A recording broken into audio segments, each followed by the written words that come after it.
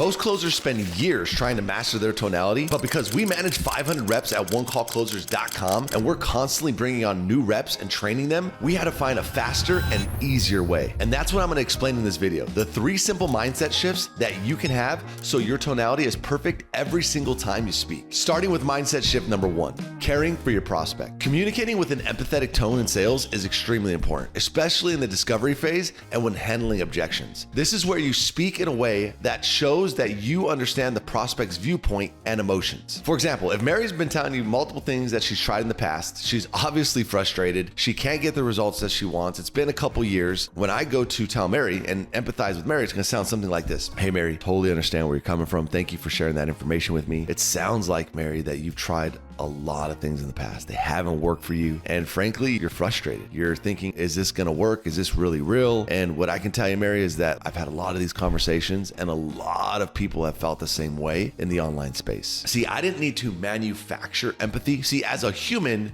you naturally will be empathetic towards others if you actually care about what Mary's saying. The only way that you would not be empathetic on the phone, because normal humans are empathetic, is if you're not listening. If you're looking at your script and you're wondering what to say next, and Mary's talking to you, and then you go to respond, and then you don't sound empathetic. See, you don't have to manufacture empathy. It naturally comes from a place of listening, caring, and understanding where Mary's at and how she's hurting. If you do that, you're gonna be naturally way more empathetic on the phone. And the number 1 way by far to start being more empathetic today, an actionable step that you can take, is to, when Mary's talking, you don't look anywhere but at Mary. If you're doing a Zoom call, I've seen closers where they have a Zoom call open and then they have their script open, and as Mary's talking, I can see their eyes looking at their script to try to figure out what to say next. You prepare before the call. You should know the script. You should know the questions. This is why you practice. Look at Mary, keep your focus and attention on what Mary's saying, and if you do that, your normal human instincts will kick in and you're gonna be more empathetic. Mindset shift number 2 is having confidence in what you're selling. We all know the importance of pitching and closing with a confident and convicted tone. For example, I get down to the end of the call. Mary's like, it all sounds good, but I'm just kind of concerned. Like, do you really think that this is gonna help me build my business? At the end of the day, Mary, not only do I think this is gonna help you build your business, Mary, it's gonna help you remove yourself from the day-to-day operations and work on your business. And so what I've noticed, Mary, is when people go from working in their business to on their business, not only does their income explode, but the time freedom that they enjoy in the process is phenomenal. So yes, I think this will absolutely work for you in your business. And so what you'll notice there is the reason why I have a confident tone on the background, it wasn't because I had to manufacture it, is because what I'm selling, I know with absolute certainty will help Mary. The only way you wouldn't be confident is for 2 reasons. Number 1, you haven't practiced your pitch, your script, you don't know it inside and out. And then number 2 is you don't feel fully convicted in your program and product. If you have those 2 things, confidence just comes out because you are confident in your script and you're confident in what you're selling. If you do that, you can't mess up. So for example, when you're going to ask for the sale and you've already asked Mary, hey Mary, based off of everything we've talked about, is this exactly, Mary, what you feel like you need to be successful in your business? Is this exactly what you feel like you need to be successful at X? And then you assume the close. Yeah, this is great. Well, Mary, here's what's going to happen next. If you know for a fact that your product is going to solve the prospect's problem, then you'll naturally use a confident tone when saying this. The number 1 way that you can sell yourself on your product, and this is the same process that we use at onecallclosers.com with all of our reps, is testimonials. When we do huddles with the sales team, when we do our daily messages to the sales team, anytime we get testimonials, social proof, we put it in that channel and we do it in the morning. The reason why we do this is to get the closers fired up about what they're selling. If you can look at testimonials, if you can look at closers' results, if you can look at prospects' results, you're naturally going to increase your level of conviction. And as your conviction goes up, your confidence goes up and your tonality matches it. Mindset shift number 3 is having certainty in the questions you're asking. In the discovery phase of the call, you need to be using a certain tone, like there's a purpose behind every question. A perfect example of this is the golden question before you ask for the sale in a conversation. So the golden question is always based off of everything we talked about, Mary, because at the end of the day, this is for you, your family. I just want to make sure, do you feel like this program is everything that you need right now to accomplish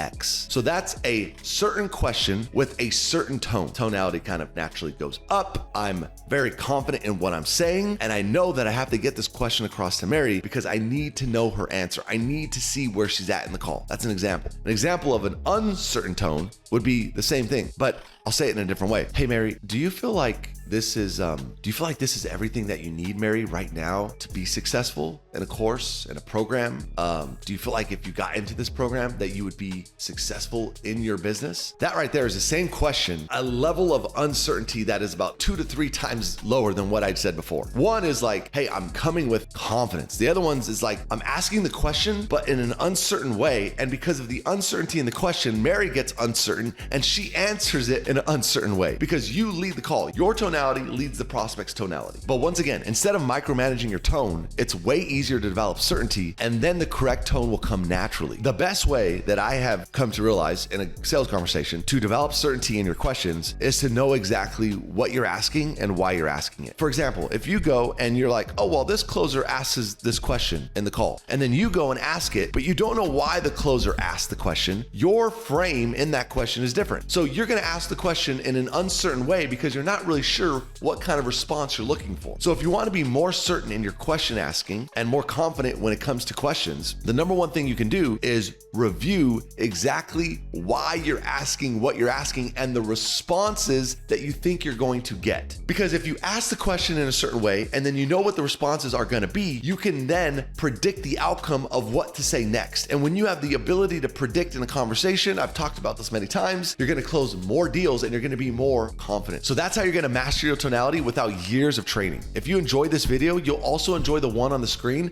where I explain a 3-step talk track for effortlessly overcoming objections. Check it out.